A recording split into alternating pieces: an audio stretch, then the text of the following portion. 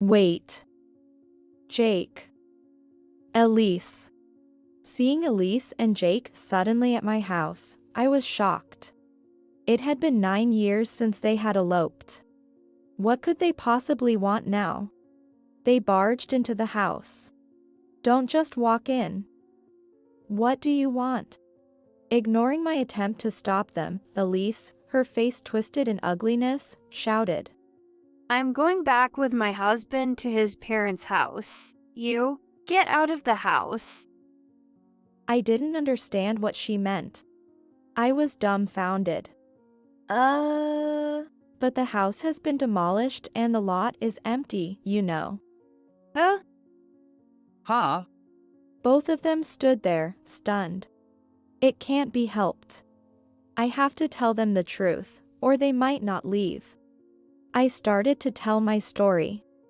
At this, Elise and Jake fell completely silent. My name is Kimberly Norris. I'm turning 38 this year. 10 years ago, at the age of 28, I married Jake, a high school classmate of mine. Jake, who worked at a local home improvement store, was quiet and serious by nature. We clicked because I, too, am not much of a talker. We began living together in an apartment, and I gradually got better at cooking, which I had initially struggled with. We were leading a peaceful everyday life, starting to talk about wanting kids soon. I think I was definitely just an ordinary housewife. I believed that the rest of my life would be ordinary but happy. That's what I thought. That belief was shattered 9 years ago, when I was 29. Jake had run off with Elise, my former best friend, and they disappeared. Their whereabouts are still unknown. Why did this happen? I kept asking myself that over and over again. And the thought that always came to mind was that I shouldn't have gone to that class reunion. If only I hadn't run into Elise again. That was how I felt. Since that day, the gears of our fate had started to turn. Ever since I was young, I had a best friend named Elise. I was reserved, while Elise was flashy and assertive. Though our personalities were opposites, we somehow got along and went to the same public high school. Just like in middle school, Elise and I would walk to and from school together. Then, another person joined us. That was Jake. Jake came from a different middle school, but because we shared the same school bus, we naturally started commuting together. Back then, the three of us would often indulge in idle chatter after school. Hey, what are you going to do after graduation? I'm thinking of getting a job locally. I'll do the same. Looks like I might get a recommendation. Many from our high school ended up working in the local town after graduation. But Elise was different. You guys lack ambition. I'm going to the city to attend a cosmetology school. Then I'll be a makeup artist for celebrities. Even back then, Elise was highly ambitious. She was fired up about studying beauty seriously and diving into the glamorous world. After graduation, Jake and I started our careers. Elise went on to a cosmetology school and then got a job at a hair and makeup salon. Around this time, when Elise would visit home, we often hung out together. What? You two are dating? Sorry, I should have told you sooner. I felt somewhat embarrassed and looked down. Jake's workplace was near mine, and sometimes after work, we'd go out to eat together. That's how things gradually progressed between us. No, it's rather late, actually. I was worried when you two would finally get together. So, marriage next. What about you, Elise? Jake, his face turning red, ribbed Elise. Elise brightly said, I'm still scoping out the right guy. The mixer the other night was so much fun. There were heirs to big companies, pilots, lawyers, you name it. I'm having a hard time deciding who to choose.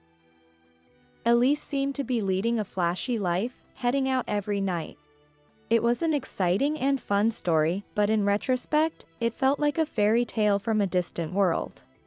And now, 10 years have passed since we graduated high school. Jake and I are in our 10th year of working. Both our careers were going well, and soon the topic of marriage came up. Jake's parents were very kind and they adored me. Jake is an only child, you know. It's like I'm getting a daughter if he marries you. Kimberly, I'm really happy about that. Erica, my mother-in-law, would say with a smile that I still remember vividly. As a result, I naturally became closer to Jake's family, and I found myself spending less and less time playing with Elise. It couldn't be helped. Elise was living a glamorous life in the city, and I was about to start a family. Our life rhythms were just too different. It was a bit lonely, but drifting apart was unavoidable. Then what I thought. That's what I was thinking when I received an email about our high school reunion. Maybe I'd get to see Elise after a long time. Jake and I were looking forward to reconnecting with our old classmates. Finally, the day of the reunion arrived. It was held in a hotel banquet hall. As I reminisced about our high school days, I felt a bit giddy, and then Elise appeared. Elise was dressed more glamorously than before, looking much more mature. But there was something off about her expression. She seemed too flashy, somehow. Though she had always been assertive, she used to be approachable too. But now, that had vanished, and she seemed to exude an aura that was almost intimidating. I was a bit uneasy, but when we greeted each other, Elise immediately smiled. While enjoying the buffet, we caught up on each other's lives. So, you two are finally getting married. Congratulations. It's been a long time coming. Thank you. How have you been doing, Elise? Me, I'm doing great, both in love and work. Listening to Elise's story, it seems she is dating a successful entrepreneur who owns several businesses. Their romance started when she did his makeup at the salon where she works. Elise spoke animatedly about her glamorous city life. I felt somewhat overwhelmed, more so than before. It was great to see my best friend again, and it seemed like both of our lives were going well. Normally, this would make me happy. Yet, I felt uneasy. The fog in my heart did not clear up easily. After that, we started hanging out with Elise again as a trio. Elise had been busy with work, but as things settled down, she began contacting us more frequently. Soon, however, I started feeling uneasy. Elise's makeup became heavier over time. And the places we ate at changed from regular diners to dimly lit bars. Next to the bar was a dance floor, where loud, flashy music blared. There were plenty of flashy men and women dressed in provocative, scanty outfits. Feeling uncomfortable, I hesitantly approached Elise. Hey, I appreciate the introduction, but could we maybe go somewhere a bit more peaceful? What? That's so boring, Kimberly. You're such a kid. As I hesitated, Elise began to look down on me with a clear disdain. Come on, Jake. Let's dance. Ignoring me, Elise pulled Jake onto the dance floor. I'm embarrassed. Despite his words, Jake was dragged along and started dancing. It was so clumsy that it was embarrassing to watch. But Jake was different from me.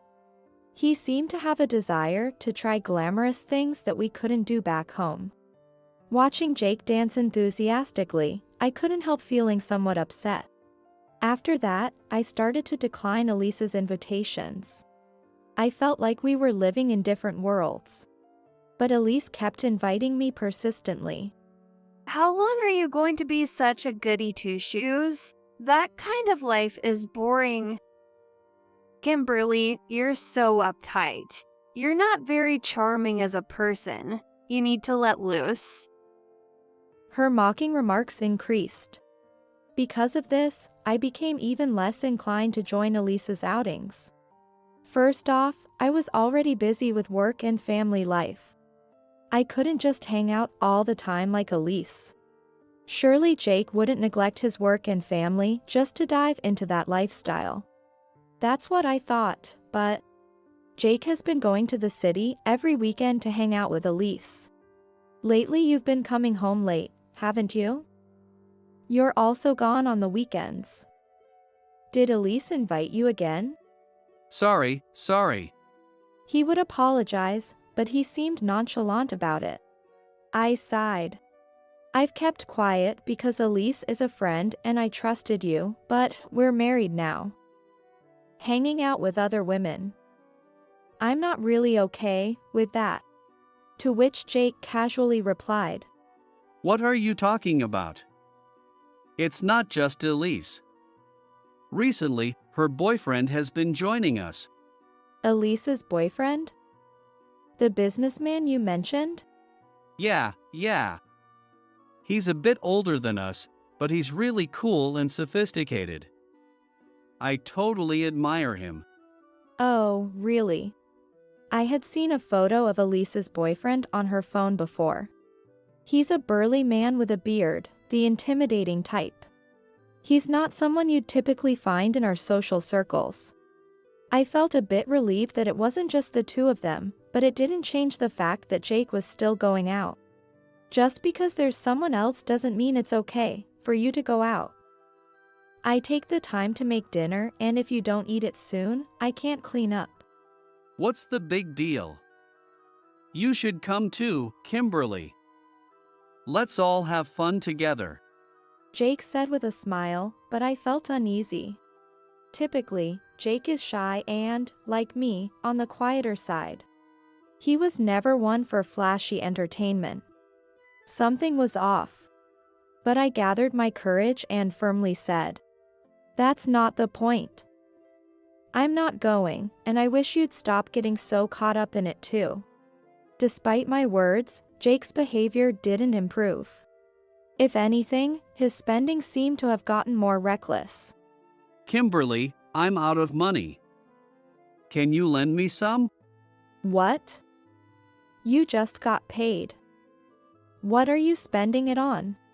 For happiness, you know? He said, smiling cheerfully. Come to think of it, even his dress sense has changed completely recently. He started wearing flashy leather jackets with embroidery and styling his hair with wax more often. He used to be indifferent to fashion. Now, he's starting to resemble Elise's boyfriend. I felt uncomfortable. Maybe it was because I sensed that Jake was drifting into a world unknown to me. Time passed while I harbored these unsettled feelings. But I couldn't just let things be. Even I, usually so reserved, must speak up this time. Resolved, I picked up the phone to call Elise. Hello, Elise?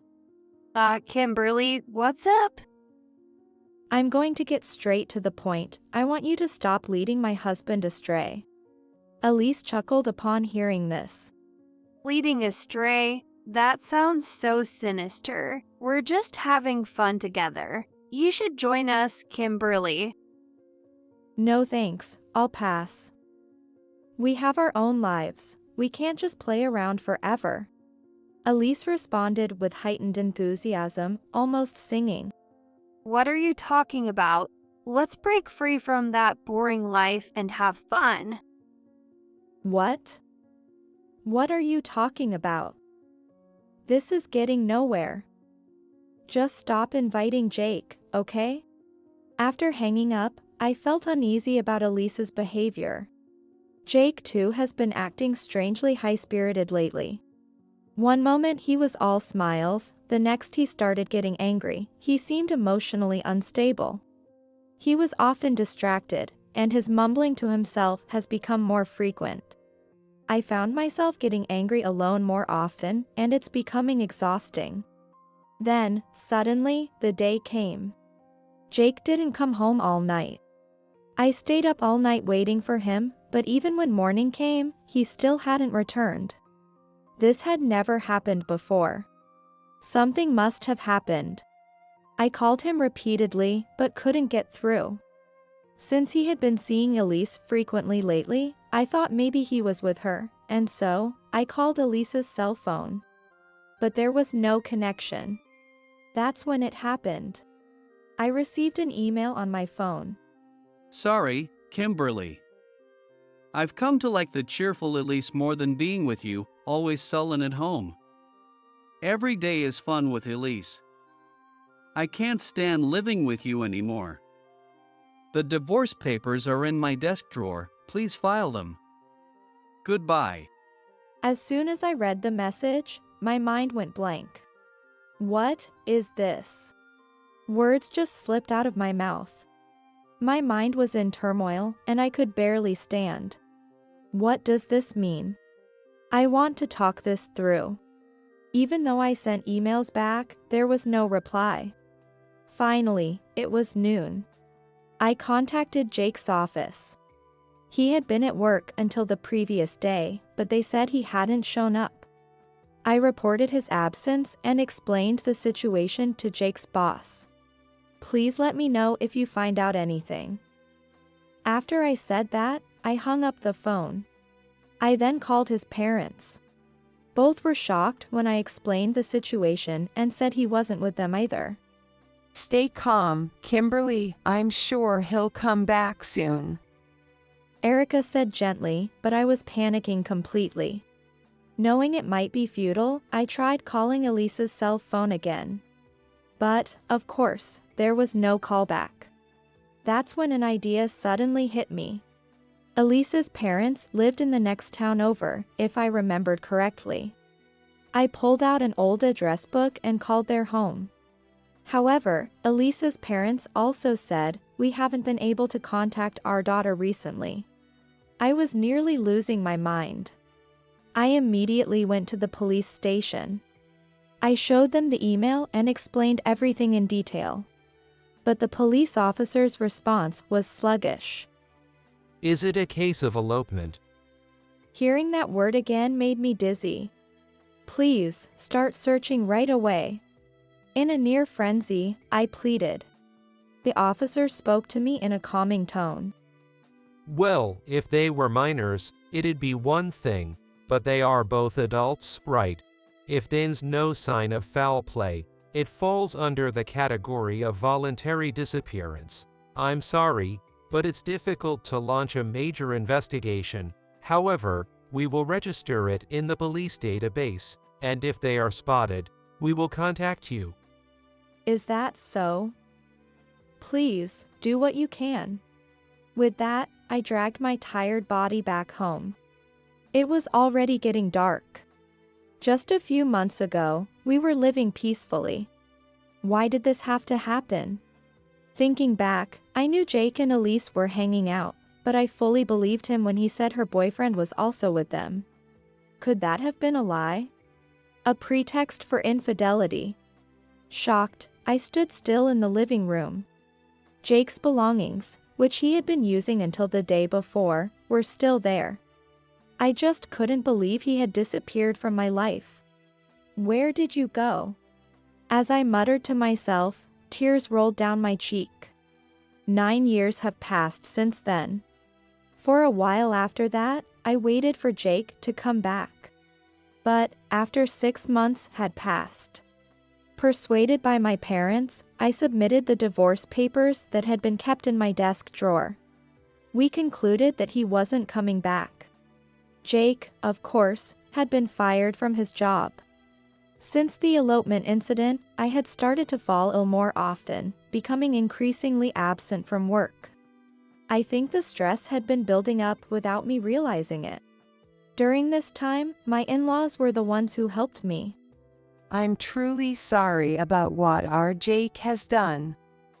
They apologized repeatedly, and despite their own pain, they took great care of me. Thanks to my in-laws' compassion, I was able to recover. I continued to maintain a relationship with them. And then, they asked me for a favor. Now, my health has significantly improved. I've returned to work and am back to my regular routine. It was on one of those days. Despite it being an early holiday morning, the sound of knocking on the front door echoed loudly. It seemed too early for a delivery. Half asleep, I went to the door, only to find an unbelievable sight. Wait. Jake. Elise. I froze upon seeing the two of them. Kimberly, why are you here? Isn't this Jake's parents' house? Elise and Jake looked puzzled. 9 years had passed, but there they were, the two who were supposed to have eloped and disappeared. Their eyes were bloodshot and unnaturally bright. Moreover, they were wearing clothes as ragged as old rags, and there seemed to be a smell coming from them.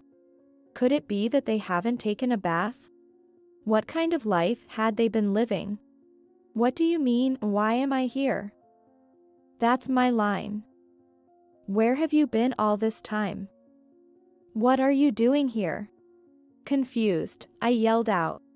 Well, there were some complications. Oh, and thanks to you smoothly signing the divorce papers, I could marry Jake right away. Thanks. What? I couldn't believe how casually Elise spoke. After disappearing with someone else's husband, her demeanor was far too light. By the way, where's Mom and Dad? Where did they go? Jake and Elise barged into the house. Hey, don't just walk in. Ignoring my attempt to stop them, Jake loudly called for my in-laws. But no matter how much they looked, it was futile. They aren't here. Where are they? And why are you at my parents' house? Where's Mom and Dad? Both of their eyes were fixated in an unnatural way. I was momentarily taken aback by their bizarre demeanor, but I gathered my courage and managed to speak. Before that, can you explain why you have returned now, after all this time? At my words, Elise twisted her face into an ugly sneer. And yelled, I'm moving back with my husband to his parents' house. You, get out. I was dumbfounded. But the house has been demolished and the lot is empty, you know. Huh? Ha? There was a palpable sense of confusion between us. The lot? My parents' house is right here, isn't it?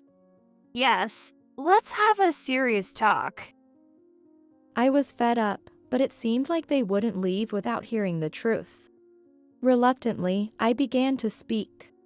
After they had eloped, my in-laws had bought a second-hand property in a remote rural village and moved there. They had always said that after retiring, they wanted to retreat to the countryside. There, they lived quietly, tending to a vegetable garden. So, if we are talking about where my in-laws lived, that rural house might be more rightly called Jake's parents' home now. My in-laws, concerned about my health, would often send me vegetables.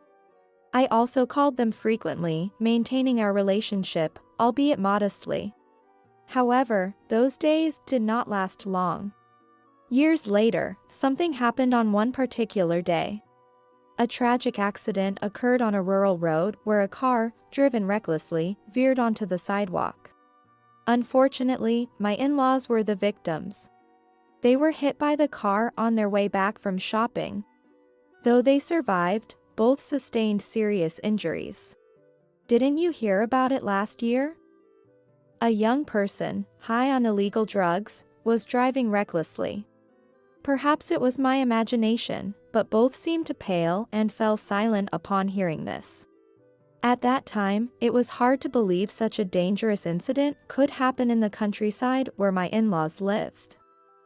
However, it turned out that a festival attracting young people was held in a remote area. It appears that illegal drugs were being circulated there. A young person who attended a festival took drugs and drove while still high. It seems an accident occurred as a result. Subsequently, due to their injuries worsening, my in-laws found it difficult to continue living in the countryside. Since the insurance money from the accident had been paid out, they decided it might be better to move into a facility. Hearing this, I thought of my in-laws, who had no one else but Jake. They had always been concerned about me. Even after Jake disappeared, they were incredibly supportive. After much deliberation, I finally made up my mind. I began visiting the facility frequently, taking care of them on behalf of Jake. The fact that the apartment I previously lived in was near the facility also pushed me to act. My in-laws were very grateful to me. Jake was a late child for them, and they were older than my own parents. Unable to move themselves, they asked me to handle the disposal of their country house, among other things. They reasoned, it's unlikely we'll return from the facility now. As I took care of various matters, my in-laws apologized to me repeatedly. We're really sorry, always. Since Jake disappeared, you've been a great help, Kimberly. We're so grateful, but we feel terrible for disrupting your life. We can't apologize enough. Please, don't worry about it. I would respond each time. However, my in-laws couldn't accept that. Considering everything, including the care I was providing on top of Jake's disappearance, they felt they couldn't face me properly. Eventually, they began to talk about transferring the house they used to live in to me. We've disposed of the country house, but we've kept the old house as it is. I always felt like Jake might come back. I couldn't bring myself to sell it. Erica said this with a lonely look, appearing much older than usual. They think of me as their daughter, so they want to entrust me with this house, they told me. Of course, they added that I could sell it if I didn't want it. I hesitated, but being put in this position, I couldn't refuse. It's the least we can do to make it up to you, Kimberly. I was already considering moving out of the apartment where Jake and I had lived, so I agreed to take over the house. I did some minor remodeling, and that's where I live now. After I finished telling them, both of them fell silent. I can't believe it. Mom and Dad. Jake looked especially pale and visibly shaken. Perhaps he was remembering his parents. From his previously intense gaze, there seemed to be a slight return to sanity. In contrast, Elise started yelling loudly. That's not what we agreed on, Jake. I thought we were going to hide out at Erica and Ken's place. At Elise's words, I frowned. Hide out? What do you mean? Now it's your turn to explain. But Elise just turned away dismissively. As usual, it was impossible to have a proper conversation. Instead, Jake, reluctantly, began to speak. From here, the truth behind their elopement started to unfold. The boyfriend Elise had boasted about at the reunion 9 years ago. His identity was shocking. His name was Andy. Though he claimed to be a businessman, it was a complete lie. Andy was involved with antisocial forces, dealing in illegal drugs as his business. Initially, Elise too had been deceived by Andy's claim of being a businessman. But by the time she learned the truth, Elise had already been completely enamored with him. She quit her job at the beauty salon and decided to start a business with Andy. They called it a business, but in reality, it was selling drugs in the underworld, a completely illegal operation. Initially, the money flowed well, and it seemed like a lucrative job. They indulged in branded clothes and gourmet food. Elise was living the glamorous city life she had always dreamed of. Gradually, Elise and Andy wanted to sell drugs to more people. That's when they targeted our high school reunion. We, being from a small town and rather naive, were seen as easy targets. However, I began to feel uneasy and distanced myself from Elise. Then, they shifted their focus to Jake. Andy came along and got on good terms with Jake, who then fell into the urban nightlife. Soon, Jake was approached with the drug business and quickly got involved. Like Elise, he started dealing on a small scale. However, they eventually struggled to sell their stock.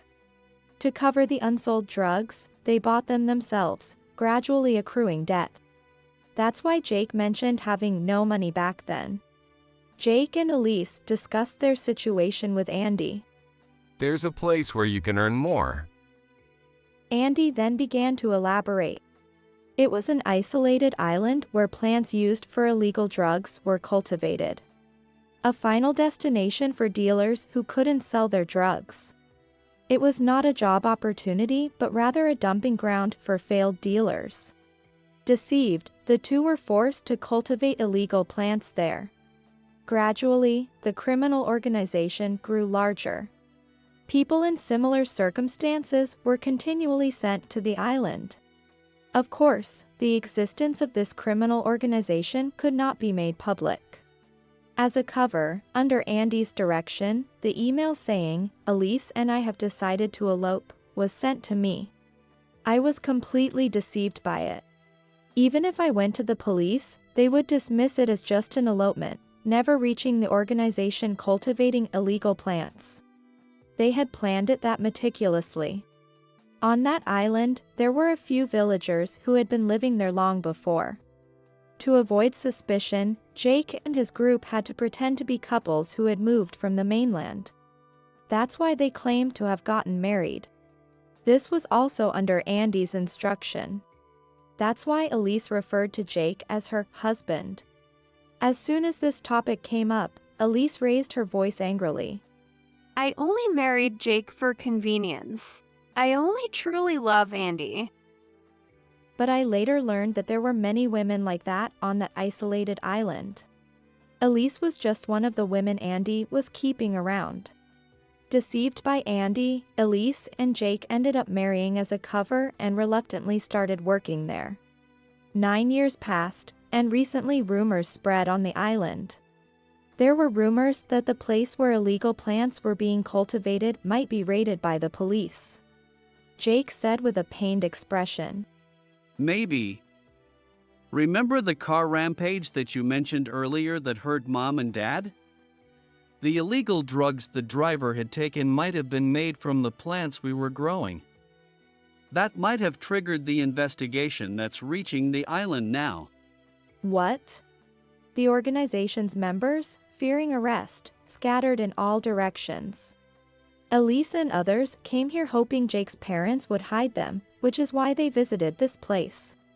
I was speechless, never expecting such a truth. The room fell silent for a while.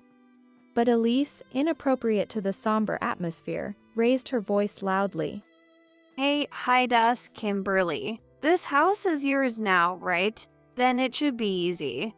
Come on, do it. Otherwise, we'll get arrested by the police. Let bygones be bygones. What? What are you saying? After you took Jake away, and now a drug cultivation crime too. How can I hide criminals like you? Enough is enough. I'm so fed up with you. Angrily, I confronted her, and Elise grimaced. Come on, don't be so stingy. With that, she spread her arms out towards me. Then we're going to skip the country, so give us some money. What? Andy's planning to flee overseas too. We'll all meet up there. This time, we're all going to enjoy living abroad. Isn't that super happy? By this point, it was all beyond my comprehension. Surely, what these two were involved in wasn't limited to just dealing and growing. They must have been using the drugs themselves. Their tattered clothes, unwashed bodies, and vacant expressions. They didn't look normal from any angle. Suddenly, I was terrified. Of course, I couldn't hide them, nor could I give them any money. But, especially with Elise, communication was completely impossible. Considering they were drug addicts, I had to handle the situation carefully. Come on, hurry up and give us the money. We're going to have a vacation in the tropics. Elise then began to make a scene, yelling loudly. Exhausted from talking, Jake just slumped down, staring blankly at one spot. All right. Seeing their condition, I sighed. But I don't have any cash on hand, I'll have to withdraw it from the bank. Can you wait a bit? Yay, that's our Kimberly. You really get it. We're like best friends, aren't we? Elise's words almost made me nauseous. I took my smartphone, wallet, and house keys and stepped outside. After making sure the front door was securely closed, I hid in the shadows and called the police on my phone. Hello, police? Please come quickly. Drug addicts have entered my house. The address is. Within 5 minutes, the police arrived. The two were first arrested for breaking and entering. As they were taken to the police station, Jake still seemed lethargic, barely managing to walk. In contrast, Elise continued to scream in high spirits. Kimberly, where did you go? Kimberly, we're best friends, right? Hurry up and give me the money. Elise's loud, nonsensical shouting was unbearable to watch. Does she even realize that she's being taken away by the police? Given the situation, it seemed unlikely they would be coming out anytime soon.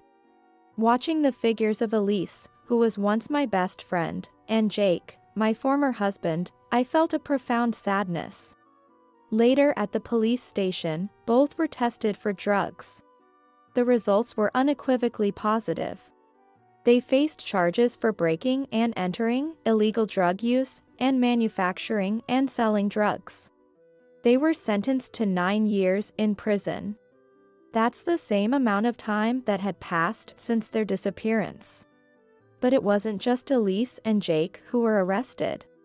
One by one, other members of the organization were also caught. That includes Andy, Elise's boyfriend. He was about to flee the country but was apprehended by police at the airport. It turns out Andy was indeed part of an antisocial force and the mastermind behind this operation.